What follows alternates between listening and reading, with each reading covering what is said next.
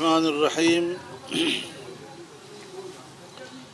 نحمده ونصلی علی رسوله الکریم۔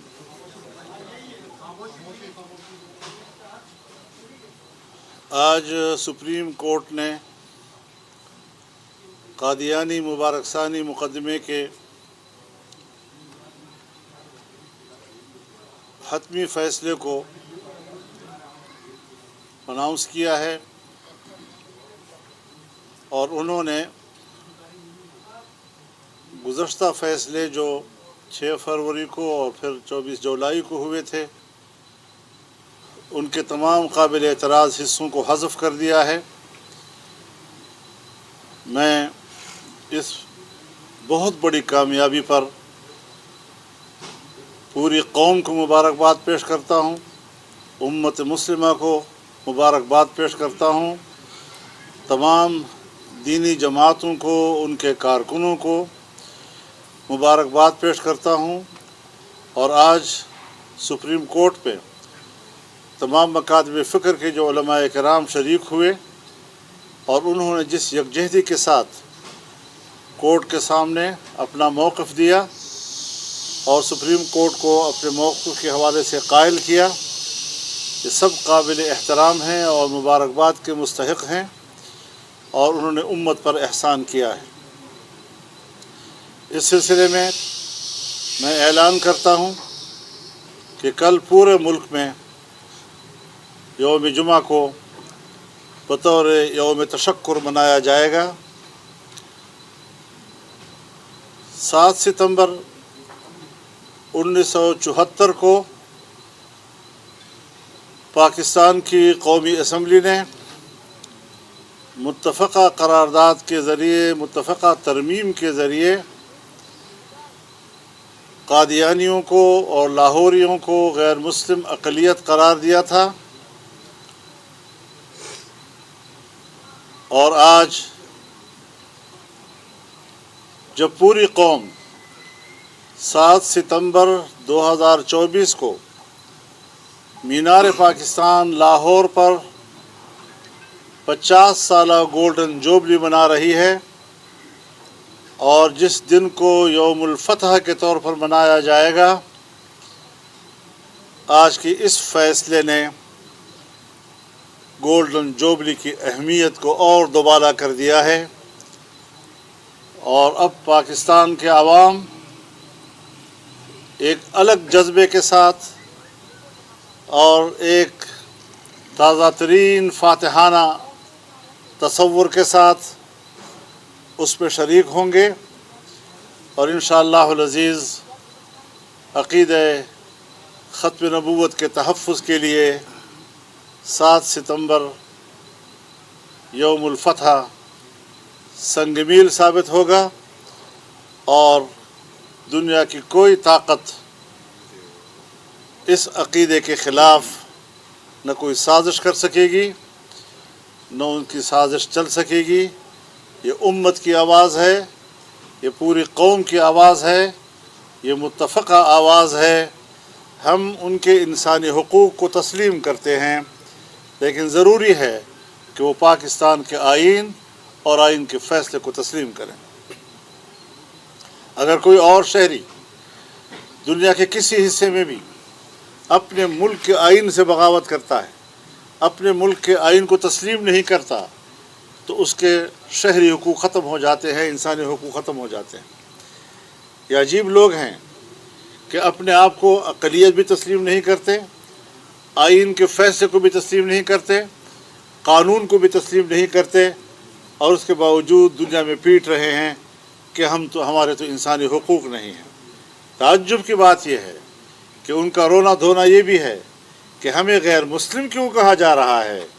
کوئی ان سے بھی تو پوچھے کہ مٹھی بھر لوگوں، تم نے پوری دنیا کی امت مسلمہ کو کافر کہا ہے، اور غلام احمد قادیانی نے اپنی کتاب میں لکھا ہے کہ جو مجھ پر ایمان نہیں لائے گا وہ کافر ہوگا اور دائرہ اسلام سے خارج ہوگا۔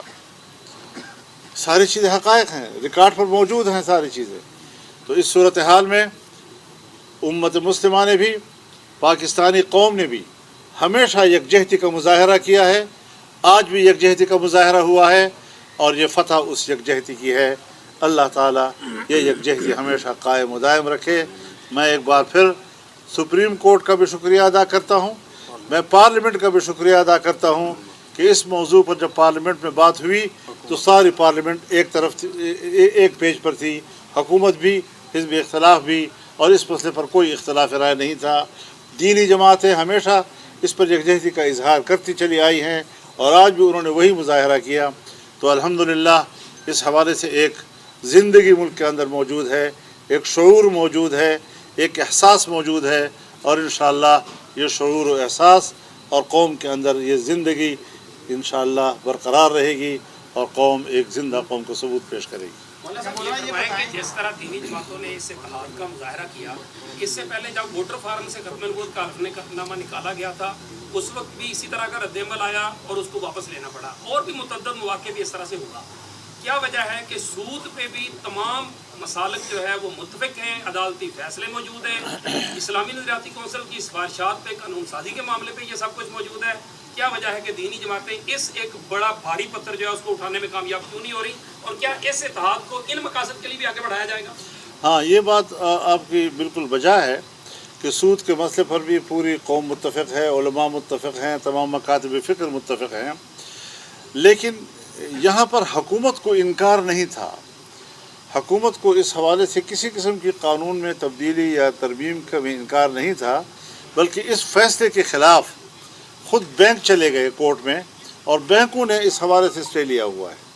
تو یہ معاملہ جو ہے وہ اس طرح اس نوعیت کا نہیں ہے، تھوڑی ذرا اس کی قانونی و آئینی حیثیت ذرا مختلف ہے. مولانا یہ بتائیں، آج کے اس معاملے میں آپ کی چیف جسٹس سے بھی ملاقات ہوئی ہے اور پھر اس میں مشاورت بھی ہوئی ہے.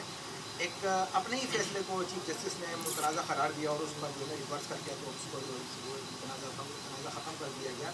اس تمام عمل میں آپ کو چیف جسٹس کا جو عمل تھا، معاملہ تھا، کیسے نظر آیا؟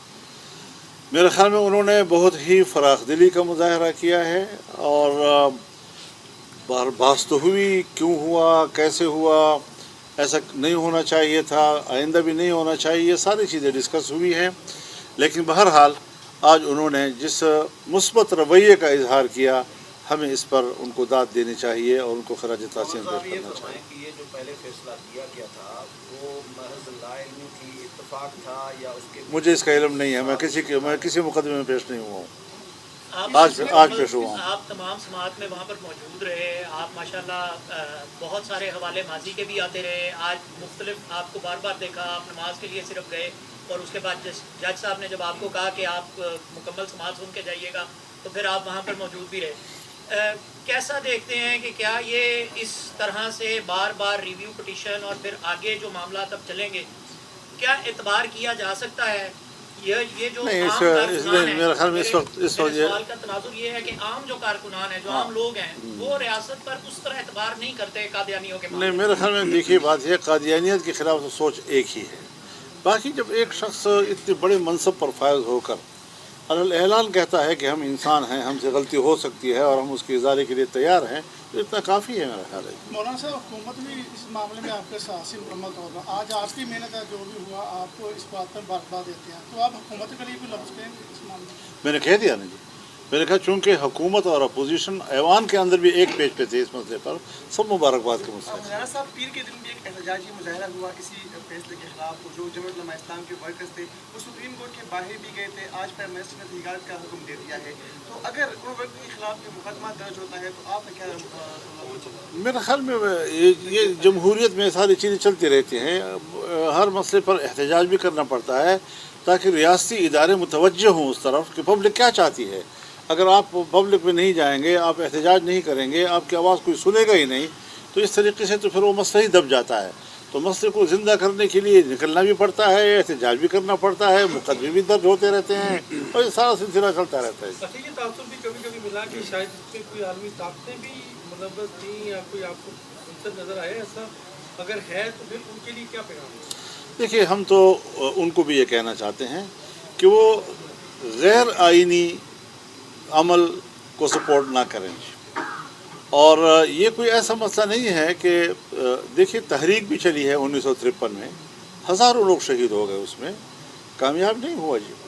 لیکن اب پارلیمنٹ کا فیصلہ آ گیا تو دنیا جو جمہوریت کی بات کرتی ہے، اداروں کی بات کرتی ہے اور اداروں کے فیصلوں کو احترام دیتی ہے، پاکستان کے قومی اسمبلی کے فیصلے کو قبول کیوں نہیں کیا جا رہا؟ نمبر ایک۔ دوسری بات یہ ہے کہ جنوبی افریقہ کی عدالت نے بھی تو ان کے خلاف فیصلہ دیا ہے۔ آخر انہوں نے اسلام کی بنیادی اصول اور بنیادی سٹرکچر جو ہے اس کا مطالعہ کیا ہوگا، اس کو پوری طرح پڑھنے کے بعد وہ اس نتیجے پر پہنچے ہوں گے کہ پھر اگر یہ عقیدہ ان کا ہے تو وہ مسلمان نہیں ہے۔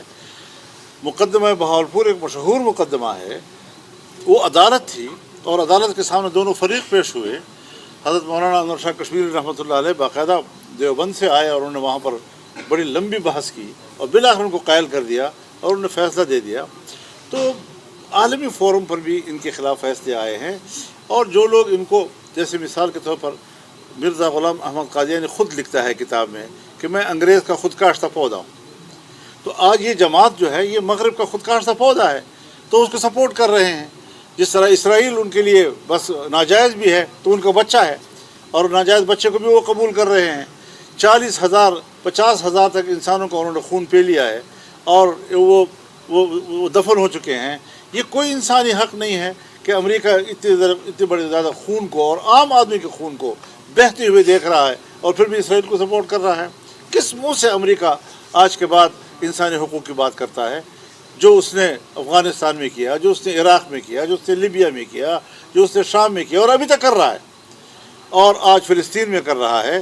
تو اس دنیا کو ہم یہ پیغام دینا چاہتے ہیں کہ یا تو آپ بنیادی بین الاقوامی مسلمہ اصولوں کو تسلیم کریں اور اکثریت کو سپورٹ کریں، اصول کو سپورٹ کریں، کانسٹیٹیوشن کو سپورٹ کریں۔